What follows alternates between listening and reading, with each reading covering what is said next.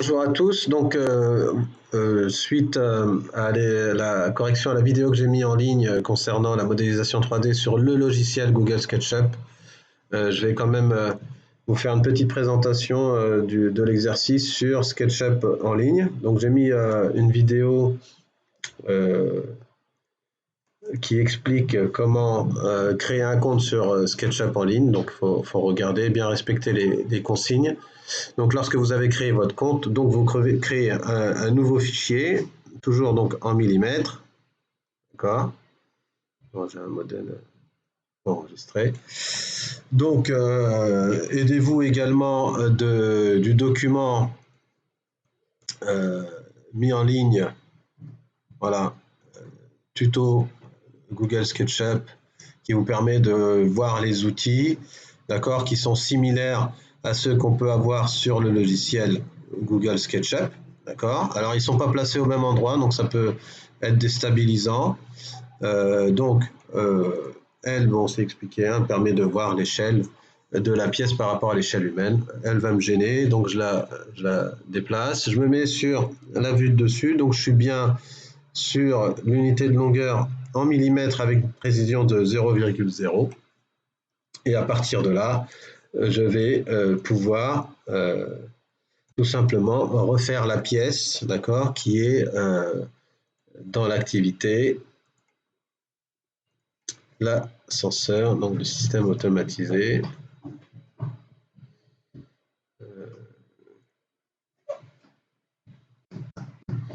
Je vais mettre ça quelque part.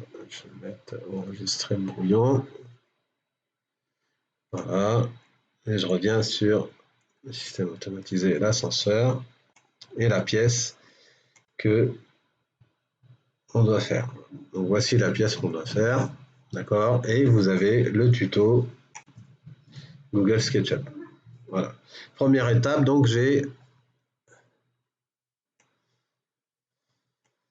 j'agrandis, donc j'ai un rectangle de 30 mm de largeur et 49 mm de longueur.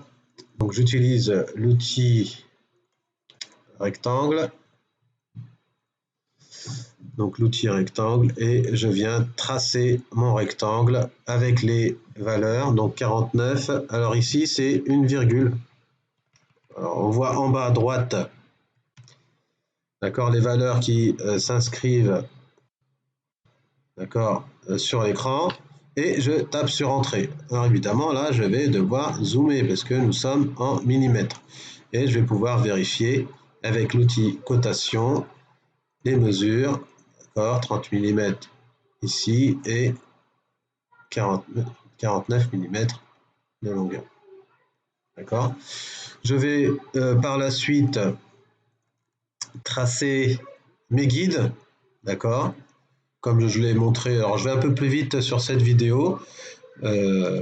D'accord, donc 10 mm de ce bord-là, 15 et 30. Donc je vais tracer mes guides verticaux. 1, 2, 3 et 4. J'en ai 4, 1 à 10 mm. Donc je vais prendre mon guide ici, donc l'outil mètre. Donc 10 mm, 10 au clavier et entrée. On le voit toujours à droite. D'accord. Et je viens tracer mon guide jusqu'à l'autre bord. Ensuite, à partir de ce point-là, il faut bien faire attention, c'est bien à partir de ce point-là qu'on a les 15 mm. Donc les 15 mm commencent de ce point à ici. D'accord. Donc j'ai 15 mm, 15 entrées. De ce point-là à ce point-là, j'ai 30 mm et j'en ai un autre à 17 entrées. Donc je trace mes guides jusqu'au autre bord. D'accord. Et je viens utiliser l'outil cotation. Alors si on a une mauvaise connexion, ça peut être embêtant. 15 mm, 17 mm et 30 mm. Donc lorsque j'ai tracé mes guides, je vais pouvoir, alors il me manque ma cote, cette cote-là qui est à 10 mm. Je vais pouvoir tracer mes guides horizontaux. D'accord. Donc mes guides horizontaux, Donc j'en ai un 6 mm, un à 11,92, un 17. Et celui que j'avais oublié de préciser, donc, est à 5 mm, d'accord, du bord. Donc j'ai toujours pareil, l'outil mètre, donc j'en ai un à 6 mm entrée. De ce point-là à ce point-là, j'ai 11,92 mm. Ah, je me suis trompé.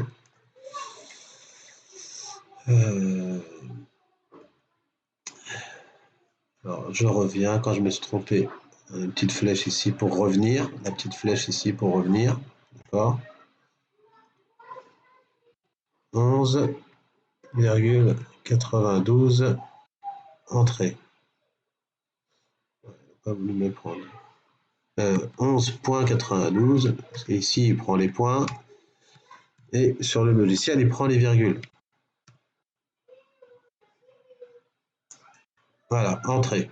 Ensuite, on est 1 à 17, il me semble. D'accord, donc j'utilise l'outil cotation. Donc je l'ai bien à 6 mm.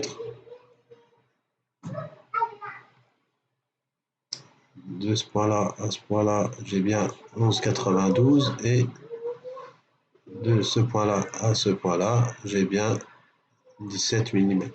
Et je vais venir tracer mes repères. Voilà. C'est comme si je faisais une feuille millimétrée, comme en maths, hein, on trace des axes sur X et sur Y, et je viens placer mes points et respecter les intersections, d'accord, pour tracer ma pièce.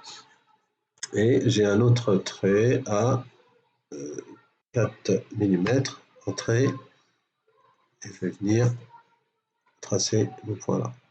Donc, si je reprends mon dessin, donc j'ai un cercle ici qui est à 11,92, donc le centre de mon cercle, et ce cercle-là a un diamètre de 5,9, donc un rayon de 2,95. Donc je reviens sur ma modélisation, je viens choisir mon outil cercle, et je viens tracer, alors il est à 10 mm ou à un peu plus, il est à 17 mm, donc il faut prendre la cote à 17 mm. 17 mm, c'est à partir de ce bord-là, 17 mm. Là, tu vois, je me suis trompé, cette cote-là n'est pas bonne. Donc j'ai l'outil-mètre de là à là, 7 mm. C'était à partir du bord. Il faut bien faire attention quand on lit un dessin. Voilà. C'est cette intersection-là.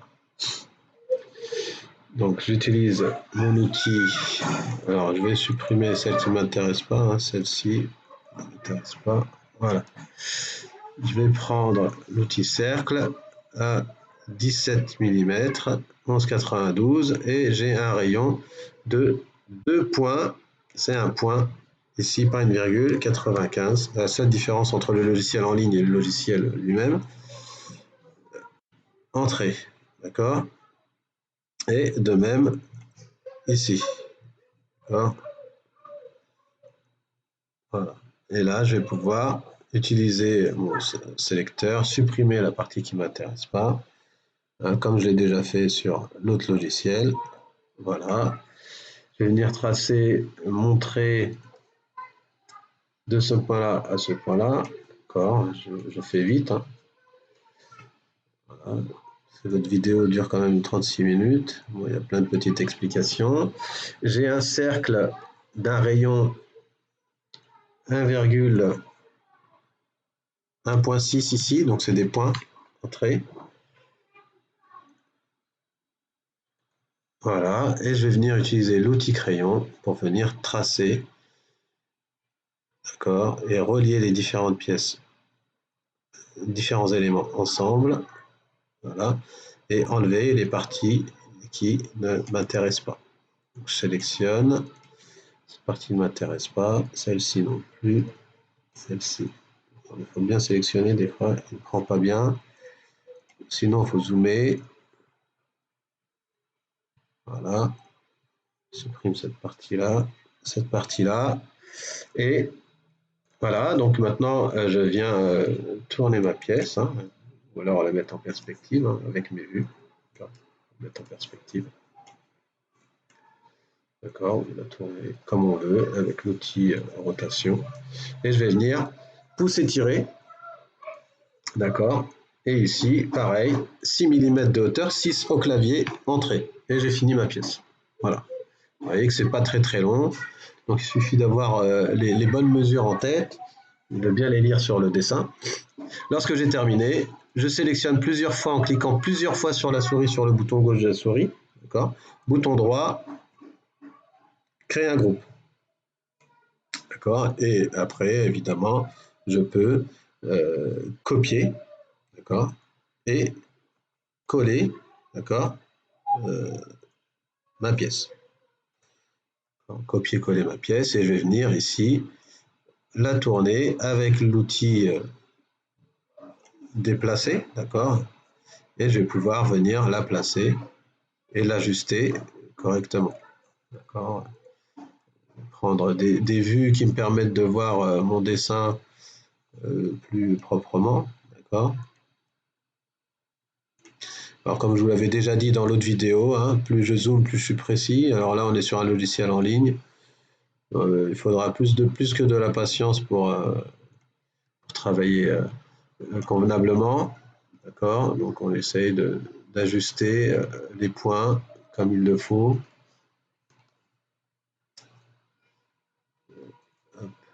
Qui va recentrer ma pièce. D'accord. Prendre la croix.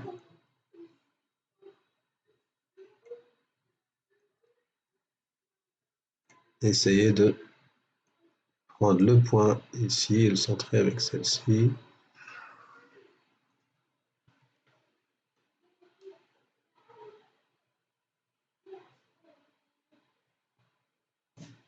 On va prendre ce point-là.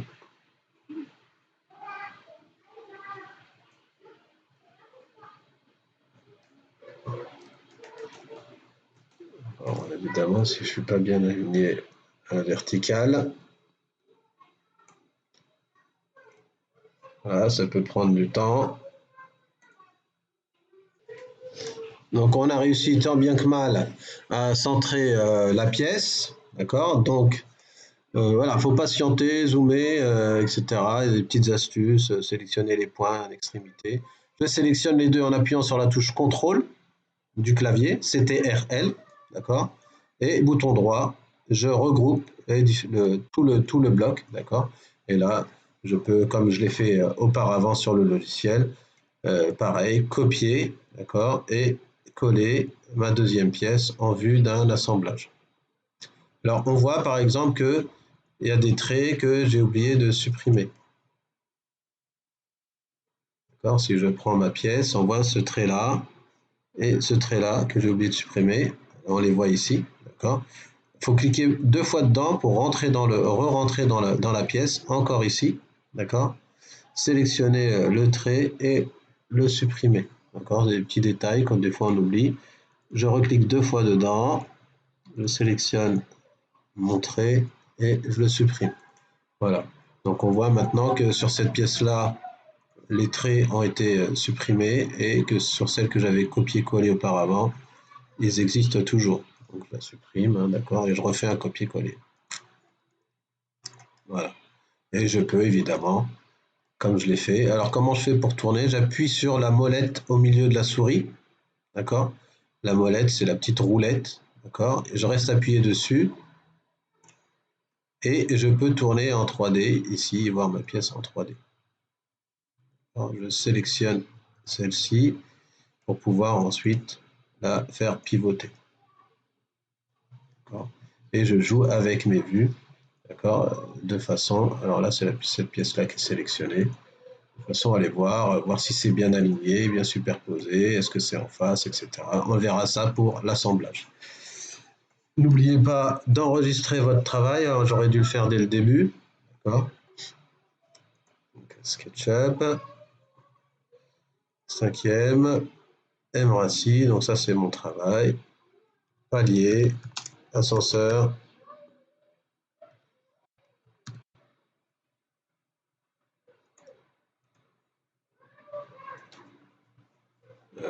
enregistré.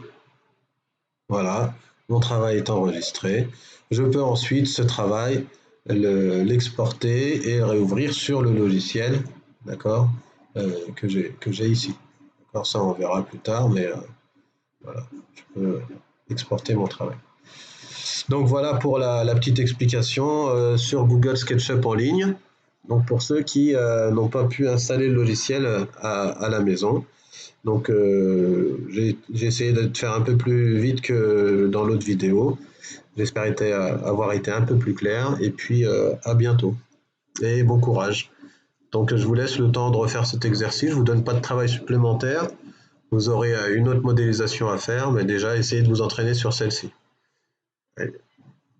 Bon appétit à tous et bon ramadan à tous.